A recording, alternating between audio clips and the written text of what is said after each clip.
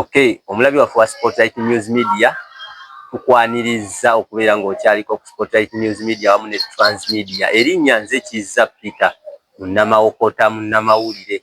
Kunaku olwaleero tuleese enkuba mpya tuzzeeko mu kitundu kino eky'Egganda ekisangibwa mu Wakiso mu Myuka mu disitulikiti ey'e Wakiso.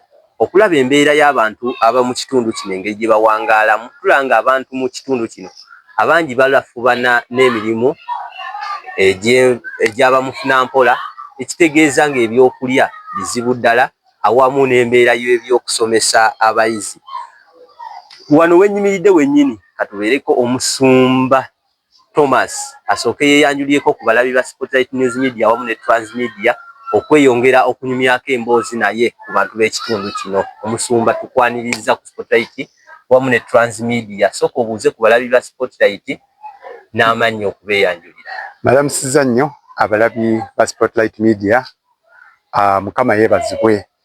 Amannya gange bampita Musumba Serubiri Thomas era nga ndi mu kitundu kino eky'Enansana Gganda. Mukama gy'atutadde gye tumuweerereza gye tulabidde ekisa kya Katonda. Mbeebaza okubaayo n'okuweereza ne gyonna gye mukola. Mukama abawe omukisa. Amiina. Musumba tukitegeddeko nti oli mwana nzaalwa yammwe mu Uganda. Owangaddemu obulamu bwo obusinga obungi era mukoledde obuweereza obw'enjawulo. Twagala otubuulire Egganda muno mbeera ki, otukubire ku kifaananyi ky'abantu be muwangaala n'ab'Egganda? Egganda, abantu b'Egganda ŋŋambe nti abantu embeera yaabwe si nnungi nnyo naddala mu ngeri y'emirimu. Abantu abasinga obungi ekitundu kino nga bw'okiraba ettaka lya Kabaka, abantu balina obupoloti butono, tebalima, nti alinako ennimiro omuntu wagera n'alima. Embeera yaabwe kwegamba emirimu, embeera y'ebyenfuna si eri awo ennungi. Abasinga obungi bakola emirimu gya lejjalejja, emirimu gya bavuga boodabooda, abalala bakola mu butale. Kale mulimu grades ez'enjawulo, mulimu abali obulungi naye generally oba otunudde abasinga obungi embeera si ennungi ennyo. Mulimu abapangisa ng'oli apangisa akayumba katono, mulimu abalala nga yafuna ssente n'agera n'agula akapoloti futi nga 2 ku 3. Okwegamba n'aba nga waali takyapangisa naye ate era nga tasobola kubeerawo ng'obulamu bulungi kubanga omuntu yandibadde alima obanga waali asobola okulundirawo enkoko ng'ezo, asobola okubeera nga alina by'akola. Naye olw'okuba nti ali ewantu wafunda embeera bw'etyo neba nga tennabakola ki, tennalongo, si nnungi. Omulabi wa Transmedia ne Spotlight njagala sooka kukubira ku kifaananyi eky'ekitundu ky'Egganda kino kye tuyimiriddemu kyennyini. Gganda erina ebitundu eby'enjawulo. Otunuulira abantu abasinga batera okubuzaabuzibwa Gganda ne bagiyita Nansana. Abasinga Gganda bagitwala ng'eri mu Nansana municipality. Wabula okukuwa ekifaananyi ekirungi, Gganda eri mu ggombolola eya Wakiso mu Myuka. Gganda erina ebitundu ebimu ebikulaakulanye nga otunuulira Kamukamu, ekyo ekitundu kyo kiraga ekifaananyi ekirungi mu Gganda. Otunuulira mulimu ebitundu ebimu nga Kazinga, olabira ddala nga kifo kya Kanyigo. Ne wano wennyini we tuyimiridde ekifo kyawo ky'abantu abali mu mbeera eya Kanyigo, ekiraga nti emirimu egyabwe gya muntu wa wansi. Osuubira mu Gganda naddala mu ekitundu kino kye tuyimiriddemu omuntu ebyenfuna emirimu gye batusinga okutambulira mu gya bukadde, mitwalo oba gya bunusu. Olowooza abantu abasinga mu kitundu kino bawangalira mu ssente nga mmeka ze basinga okutambuliramu? Ssente emirimu abantu gye bawangaliramu sijja gamba nti gya bukadde kubanga abantu abasinga obungi muno ojja kusanga nga bali mu bintu nga batunda mu butale, abalala abasajja bavuga boodabooda, emirimu gya lejjalejja egy'abamufunampola generally. Bw'oba weetegereza generally oba mulimu n'abalala boyinza okulaba naye ng'ate be batono okusinza nga bw'olaba kubanga ekitundu kiringa ng'Obasiraamu bwe zityo abantu bali mu Kanyigo, ebitundu bya Kanyigo. Kati y'embeera bw'etyo bwefaanana mu kitundu kyaffe. Oli musumba n'okusinziira ku ggwe ku njiri gy'obuulira, biki by'osazeewo okuteeka mu kitundu kyo okulaba ng'okikulaakulanya abantu bano okubajja ku ddaala gyewakuliramu okulaba ng'obatwala ku ddaala erisingako. Ng'omusumba ngezaako okulabika nti abantu bano babuulira enjiri, of course okubakomyawo eri Katonda, ekyo kyekisooka. Ekyokubiri okubayigiriza okukola abavubuka, okulabika nti tubakuŋŋaanya. Kati ennaku ezo emabegaawo twakuŋŋaanya abavubuka aba scrap bali mu kitundu kino bakuŋŋaanya amacupa biki. Kati twabayitako ne bajja bakuŋŋaanako awamu. Bwe bajja ne tubafumbira emmere ne balya ne banywa, naye ate ne twogerako nabo ngeri ki gye basobola okwadvansinga okuva ku scrap, bagende babeeko ebintu bye bayiga ebyemikono. Ng'omuntu wayinza okugaa nti kagende kale atandika okuyiga okukola engatto, atandika okugenda ayiga okukanika ng'amasimu, ebintu bwe bityo, nga tukwataganako ne organizations endala ne tuzireeta ezisikiringa abantu. Era wenjogerera tulinawo abavubuka abatono bwe twatandise okukola ekyo okugatta ku organizations ez'endala nezigenda zibatendeka kati ng'okukanika amasimu. Olaba abageze mu kukanika amasimu, waliwo abageze mu kukola engatto. Ogamba okulabika nti obulamu bw'abavubuka bukola butya butereera okuva ku mbeera eno, batandika okubeera nga bakola ki, nga bali skilled. Ekyokubiri ne tugezaako okuyambako mu kusomesa abaana. Mukama yampa okwolesebwa okw'essomero ne ndaba nti waliwo gap. Wakati ekitundu kino kye tulimu, gavumenti erina enteekateeka eya Bonna Basome. Naye ate Bonna Basome ogenda okwesanga nti amasomero ga Bonna Basome gali wala. Kati ng'ekyokulabirako okuva wano wendi okutuuka ku Kyebando Umeeya nga 5 n'omusomo.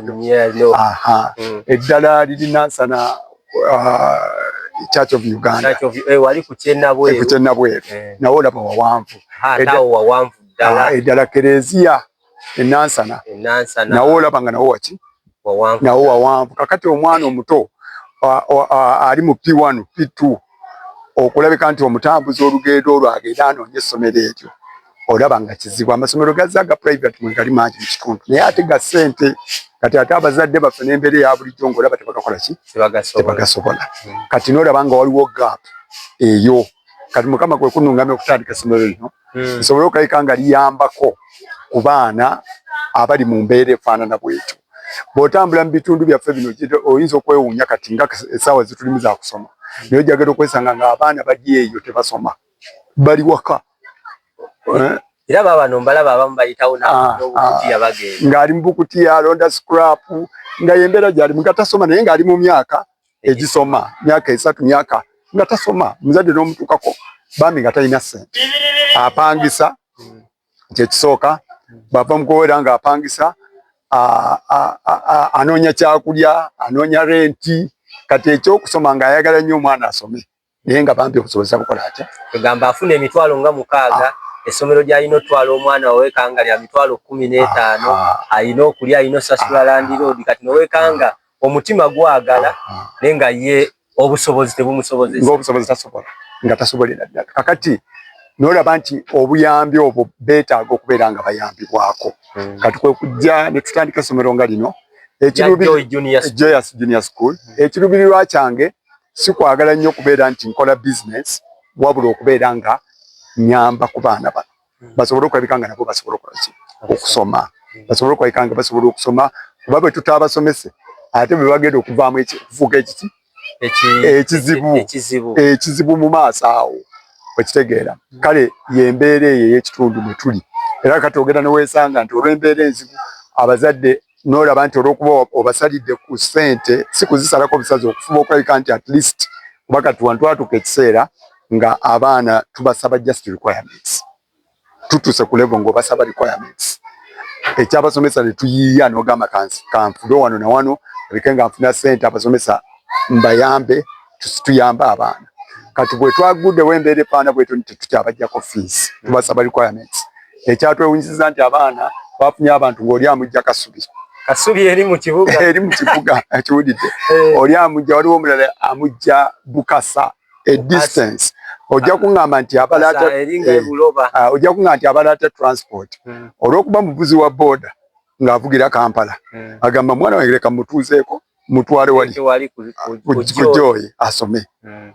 Bwe naaba nvaayo bwenti era nja kuyita awo mutwale, naaba nga tekimukaluubira kubanga avuga boda ekitegeera kati kwegamba tulaba nti gaapu weeri ddala eyokulabika nti tuyamba ku ggwanga lyaffe okulabika nti abantu bayambibwa kubanga gavumenti ekoze naye nayo olaba nti erina ekkomo amasomero gano aga bonna basome gabulamu mu bitundu kati nga twetaagisaamuko abantu ate abasobola okujja bakole batya ate wetunuulira ekitundu ky'egganda kirimu otunuulira abantu abali mu gganda luli nali njogerako ne ssentebe w'eggomboola ng'agamba gganda yokka eri mu bantu abasoba 30,000 gganda emu gganda ng'ekyalo eri mu bantu abasoba 30,000 abantu bayitirivu abantu bangi ekitegeeza okukaluubirizibwa kungi wetutunuulira abaana bano tulaba ng'abamu oba engoye tuziyite mawanga magatte olowooza lwaki kiri bwe kityo kubanga temulina uniform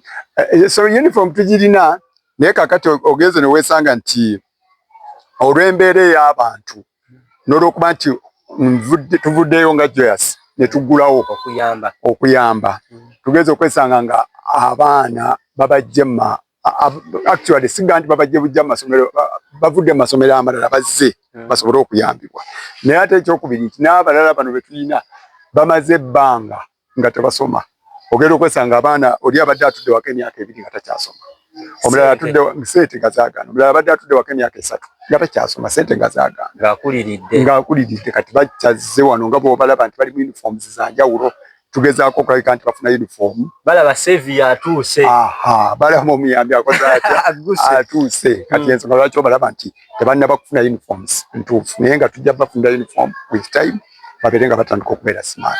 Okay, omulabi waffe wa Transmedia wamu ne Spotlight News Media weerabira nti tuzze mu kitundu kino okulaga nti waliyo abantu abali eyo nga balina emitima egiyamba naye ng'oluusi obusobozi bw'obuyambi bwabwe bubalemerera kati wetutunuulidde omusumba Thomas akulaga alina omutima oguyamba naye atuuse ne kussa erigamba nti omwana aleeteyo oba 2,000 okusobola okugula ebikozesebwa ku ssomero nga bitabo naye atuuse ekiseera nga n'ebitabo byennyini naye akulaga abazadde baagala obbiwa naye nga olw'enfuna yaabwe bibalemerera okuwaayo olowooza bannayuganda nga twetaaga okuyamba eggwanga lyonna lisobole okukulira awamu nga tutandikira ku baana bano ng'omuyambi kiki kyolaba kyasobola okuyamba ku ssomero nga lino okusobola okutereeza embeera z'abayizi bano essomero nga lino twebaza mukama kyensooka okwebaliza mukama nti yatuwa ekifo weekiri twatandikako ekkanisa yiyo tukyazimba n'essomero weeriri ate n'ekifo kiri space weeri kati nga kyetwetaaga okusinga twagala classes okuzimba classes singa tusobola okuzimba classes neziba nga ziyimiridde weeziri kati obwo obuyambi tubwetaaga bwo buli agent olw'ensonga nti classes zaffe zirabika bubi abaana mwe batuula ekyo kyekisooka ekyokubiri tufunyeeko ko abantu oli najja n'akwatibwako abamu bamemba ba chaaki n'abalala abantu aba bulijjo n'agamba nti nze nja baguliranga akawunga oli n'aleeta akawunga n'aleeta najja n'abawa ne tubafumbira emmere ne bafumba obuuki n'omanya nti omwana yazze ku makya asobola okunywa obuuki asobola okulya lanki ekitegeera so kati obuyambi ng'obwo kubanga bannayuganda tukuze tetukyajja gamba nti tulinde bazungu be banaakola batya be banaaleeta obuyambi naffe ffe nnyini tugezaako okukiteeka mu bantu aba bulijjo nti omuntu alina obusobozi osobola okugamba nti essomero lino kandigulire akawunga kangule ebijanjaalo y'engeri gye tumanejinga otherwise tetuli nti engeri gye batasasula ssente oba tojja kusobola kulabeka nti osasula abasomesa ate obafunire n'emmere naki naye abantu babadde nga bagezaako okujja nga batuyamba so kati bwe buyambi bwe twetaaga omuntu owa bulijjo asobola okugamba nti kampatanalingeko n'abantu bano kati tulina obwetaavu bw'entebe tulina obwetaavu bwa ebibiina naddala ddala ebibiina for example twagalawo ebibiina. Omulabi waffe wa Transmedia twagala tukutambuze ku ssomero lino okukulaga ekifaananyi ekituufu ebizimbe ebyogerwako bye twandyetaaza abayizi bano okubeera nga basoma okubeera nga beeyagala wano we tutuuse wennyini eno stream ki eno kilaasi ki eno wano we tutuuse eno ebadde ekyalinga ofiisi yaffe entonotono gye tukyatandika wano we tuli munda wano we tuli eno ye ofiisi mwe tuyingidde ewatuula omukulu w'essomero oba muyita omutandisi waayo yeno office mwe tuli naddala olabira ddala nga entegeka yandibadde ennungi n'olw'obwetaavu obuliwo yeetaaga okuyambibwako nti ne wansi wennyini eri mu mbeera nzibu ddala n'okutonnya kitegeeza gwe omulabi wa Transmedia wamu ne Spotlight weetaaga okubaako obuyambi bw'otuusa ku mukulu Thomas okusobola ate oyinza n'okulowooza nti oba ayina ebibye bye yeenoonyeza kuba kennyini n'ogamba nti nze ngenda bazimbira bulooka emu ey'essomero gwe kennyini noweereeteranga ematiriyo wo ne bakulaga ekifo ekigenda ozimbibwa n'okusinziira ku pulaani y'ekifo kino n'obeera nga ssente yo ogiteekayo nga ddala olaba weeraga kubanga ekifo tulaba nga ekifo kinene ddala wabula ng'obwetaavu bwo bungi tulaba nga abayizi owezezza abayizi bangi essomero lino waakamala nalyo ebbanga ki mu kifo kino mwakawangaaliramu ebbanga ki ekifo kino ndowooza okuva covid we yaggulawo omulundi ogwokubiri tubadde weetuli wano tubadde weetuli nga tugenda mu maaso naye era nga lwaki tetukuze nnyo okusoomooza okwo kwe tubadde tulina nti tewaliwo kukola ssente tetuliwo nnyo nti tuli mu kunoonya magoba wabula tubaddewo okwagala okuyamba ku bantu ono omuyizi ali wano azze kulaba ku banne oba naye muyizi lwakuba nti akyali mupya tanafuna uniform naye nga very soon ajja kufuna uniform abeere nga naye afaanana ng'abayizi abali ku ssomero olowooza nga mmwe abavaayo ne muyamba biki ebisinga okubakaluubiriza ennyo mu mbeera y'okuyamba kyolaba nti singa omuzira kisabeera kikukwatiddeko kiba kisobola okukwanguyiza omulimu guno abavaayo okuyamba tubali tetunnabafuna nnyo abaavuddeyo mu ngeri ennene gye twetaaga abantu be tubadde twakafuna be bantu ababadde abantu aba bulijjo ng'omuntu bw'ajja n'agamba musumba ngenda kugulira akawunga najja n'aleeta akawunga abaana ne bafuna obuugi ne bafuna emmere naye tubali tetunnafunayo muyambi ng'ajja mu ngeri ennene aga nti ngenda bazimbirayo buloko abo tubali tetunnabafuna naye nga tukkiriza Katonda era tusaba Katonda nti nga bwe tuvuddeyo abalabi b'omukutu guno nsobola okulaba n'ogamba nti nja kujja leero nga nsobola okuyimirira n'essomero lino okulabika nti tuyamba abantu mu kitundu kyaffe. Ate nsuubira omulabi asobola okusalawo n'ogamba nti nze nonzeeyo omwana bw'ati ngenda mumusasulanga ssente mu kifo ekyo nze oba buli ttaamu ngenda muweerangayo emitwalo 10 ye abeere nga ssente ezo ziyamba ku ssomero eryo ekyo ekintu kisobola okukola mu ssomero lino ekyo nakyo kisobolera ddala okukola kubanga ekimu ku kyendabye mu masomero ekimu ku bikaluubiriza oba weetaaga abasomesa ate abasomesa abalungi beetaaga okusasula ssente senga tuba tufunyeyo abantu bwe bato nga baleeta ssente omanya nti ojja kusobola okumiitinga obwetaavu obw'abasomesa ofune abasomesa abalungi ate ng'obasasula bulungi baba bajja kusobola okusomesa abaana nga basomesa bulungi so kati obwetaavu bwe buto obw'essente omuntu nga ali continuous like tamuli ng'alina kyasobola okuleeta kiba kijja tuyambira ddala ku basomesa ofuna abasomesa abalungi abaana baffe ne basoma abaana ba wano ne basoma bulungi abaana basoma tulina abasomesa baffe balungi babasomeseza ddala bulungi abaana bawandiika bulungi abaana boogera oluzungu abaana baffe bava wano ne bagenda mu masomero amalala ne bakola interview ne bayita bulungi okitegeera naye kati olw'embeera enzibu olabika nga n'abasomesa bakaluubirirwa. Essomero lino liva ku kiraasi ky'okutuuka ku kiraasi? Tuva ku kiraasi tuva ku nasare paka ku P4 paka ku P4 tubadde tukyakoma. Mubadde mukyakoma. Okay, omulabi waffe wa Spotlight News Media tusaba okubeera nti obuyambi buno osobola okubutuusa okuba kye tumaze n'okuzuula wano gye mulimu abaana abamu abava mu maka nga ekyokulya kizibu ddala wabula ng'ate buli wafuna ekyokulya ku ssomero kimuwaliriza okubeera nga ku ssomero ajja gy'asanga ekyokulya olw'ensonga nti ewaka takirabako kati mu mbeera eno kirooto ki ky'olina mu maaso okulaba ng'okyusa ekitundu kino? Ekirooto kye nnyina okukyusa ekitundu kino ekisookera ddala ly'essomero nga lino bwe liba nga lizze nga weeriri okuyamba abaana ng'oggyeko ekyo mu ssomero lino tulowooza nti bwe kugenda mu maaso awo tetwagala kubeera nga tuli kubya kusoma kwokka bino ebya academic wabula twagala tuteekemu ku bintu ng'ebyemikono nti omwana ayise mu JS Junior School avaamu ng'alina ne skills endala asobola okukola engatto asobola okutunga asobola okubajja ebintu bwe bityo yesomero lye twagala kyekiro kyetuloote ekyo mu maaso so that nti abaana bano bwe baba bavudde mu ssomero baba nga basobola nabo n'okweyimirizaawo okukyusa obulamu bwabwe bangi bayinza okuba no mu Joy Junior School naye ne beesanga nga ng'okweyongera kumaliriza wana ayambiddwako ku bwereere wabula ate okweyongera nga kizibu naye ate bw'aba ayise wano naaba ng'avuddewo ng'ate ayinako ne skill nakyo kyamakulu nnyo ayinako kyayiza ayinako kyasobodde okuyiga n'ekyokubiri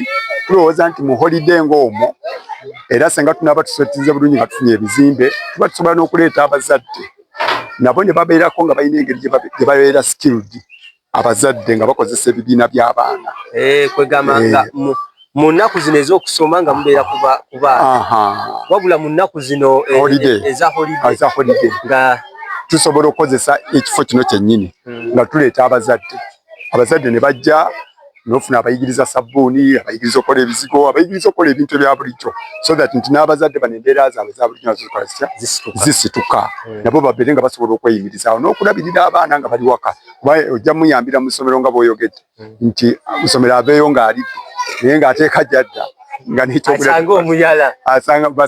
asanga nga embeera nzibu naye kati ate bw'obanga olina target nti totunuulidde baana bokka wabula ate nga n'omuzadde yennyini naye ng'olinako engeri gy'okola ki gy'otegeka okumuyamba awo abeera ajja kumanya omugaso gw'omwana lwaki asoma emirundi mingi tugala ne tutunuulira abazadde nga okusoma kuno kubatamu okusinziira ku bo kye bali olowooza lwaki abazadde abamu batamibwa okusoma okusinziira ku bo kye bali kubanga waliwo okusoma naddala gavumenti kati kwereese kulaga nti kukwata ku bulamu obwa bulijjo kati nga gwe wano ku ssomero okukwata ku bulamu ddala obwa bulijjo matiriyo kigolaba wandyetaaze nga singa omuzira kisoolo abeera amukuleetedde n'otandika n'oyo asobola okukyusa abaana bano n'okusinziira ku kitundu kye bawangaliramu ebintu bye bakozesa ekyo yogedde nti abazadde abamu biki bye balaba ebibeetamye okusoma lwakuba twebaza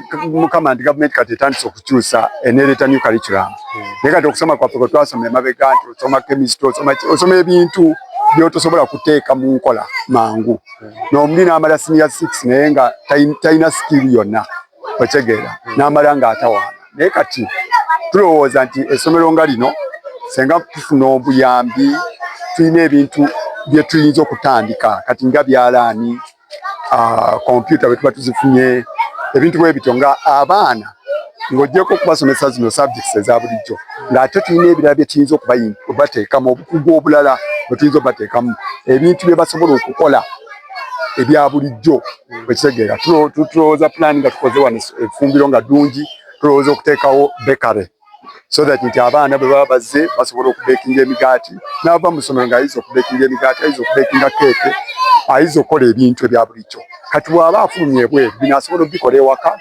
n'afuna ekintu kyatandikirako ate bino wabeera ng'ayiza okukola nga keeke asobola n'okubeera nti asobola n'okukola keeki zennyini ezimwongerayo ku leve ebeereddako naaba nga yeyongerayo ku leve eddako so kati byebirowoozo ebyo byetukolaki bye tulina okulabika nti tukyusa ensi yaffe so sigamba nti abantu basome busomi SST mathematics naki si bibi ebyo naye ate omuntu yeetaagisa nnyo n'ebintu ebya bulijjo ebikwatikako byasobola okugenda n'akola nti ne bw'abeera tafunye mukisa gweyongerayo waggulu ng'olwedde bw'afuluma wano aliko ekintu kyasobola okugenda n'akola ki n'atandika omulabi waffe wa Spotlight News Media wamu ne Transmedia tukyagenda mu maaso n'okukulaga essomero lino we tuli ekitundu ekiri mu Nansana ekitundu ekiri e Gganda mu Wakiso mu Myuka n'okulaba ngeri ki gye tuyinza okukwatamu abantu b'ekitundu kino tuli n'omusumba Thomas Serubiri ate nga musomesa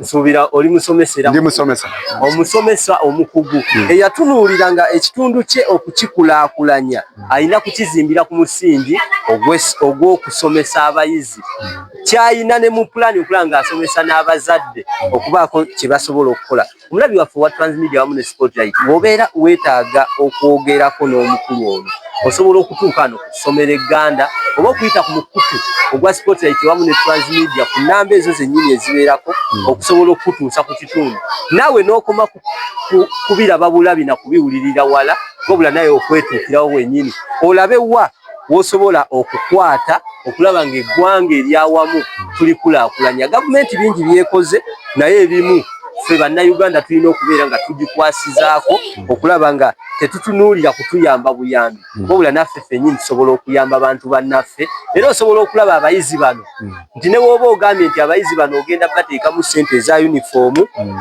kibeera kisobola okuyamba omuyizi kubanga omuyizi asoma bulungi nnyo ng'alaba ali mu yunifoomu nga banne wabula wabeera nga ye tali mu yunifoomu ayambadde bibye nga banne bambadde yunifoomu ye ali muzize engoye ez'ewaka nakyo kino ekintu kisobola okukyankalanya omuntu obwongo. Tugenda kukuwummuzaamuko olw'ekire ky'enkuba kyetulaba ekigenda mu maaso n'okufudemba wabula omulabi wa Spotlight wamu ne Transmedia twagala omukulu Sserubiri obeereko akagambo k'oyinza okulekera owa Spotlight wamu ne Transmedia ku kirooto kyo. Tugenda kubeera nga tujja tukulambuza essomero lino tugenda kubeera nga tuligoberera step by step okulaba wawe liri wawe twagala lituuke ne oyo yennyini anaaba ayagadde otukwasizaako wawaayagala okutuyambako. Omulabi wa Transmedia wamu ne Spotlight kagambo ki ak'enjawulo owandiyagadde okumulekera nga tugenda okusiiba? Omulabi okusooka njagala kubeebaza okubeera nti we muli ku mukutu mulaba ate mufolowinga ate era na bulijjo okulabika nti mwagala okuyamba okusapootinga so ekyo nkizooka okukibeebaliza era mbazaamu amaanyi nti Katonda Bayibuli egamba nti ayamba omwavu aba awoze Katonda ebbanja bw'oyamba omuntu ng'ali mu mbeera embi oba omuwoza ebbanja so mbasaba nti ekyokuyamba mugulewo emitima gyammwe mubeere nga musobola okulabika nti mukwatirako ku baana baffe tusobole okukyusa eggwanga tusobole okukyusa ekitundu ne Katonda ajjabbawo omukisa ekyo nkimanyi nti Katonda bw'oyimirira n'okola n'oterowoozaako wekka n'otandika okulowooza ne ku balala okuyamba abalala Katonda akuviirayo nakolera ebitundu. So njagala kubeebaza mwebale nnyo okutulaba olunaku n'olwaleero Mukama abawe omukisa tujja kudda nate twongere okubalaga biki bye tutuuseeko tujja kusanyuka nnyo nga mwongedde okuyimirira naffe okutusapootinga ku mulimu guno ogw'okukyusa ekitundu kyaffe n'ogw'okuyamba emiti emito. Mukama abawe omukisa. Amiina. Omulabi waffe owa Transmedia wamu ne Spotlight News Media akatambi kano wooba okafunye tokeesigaliza osobola okusharinga subscribinga tuusa ku oyo omuntu obubaka buno asobole okutegeera nti wakyaliyo abantu abeetaaga okuyambibwa era tugenda kubeera nga tukulaga vidiyo ez'enjawulo ezikwata ku ssomero lino tugenda kukulambuzaako ne mu bibiina ebyo mu bitundu ebiddako eri ekkanisa eri mu kuzimbibwa yezadde ebirabo bino ebyokulaba nti abaana bano bayambibwa obutakoma ku kigambo kyokka wabula n'okukwata ku bulamu bw'abantu. Sigadde nze Kizza Peter ku Transmedia awamu ne Spotlight News Media.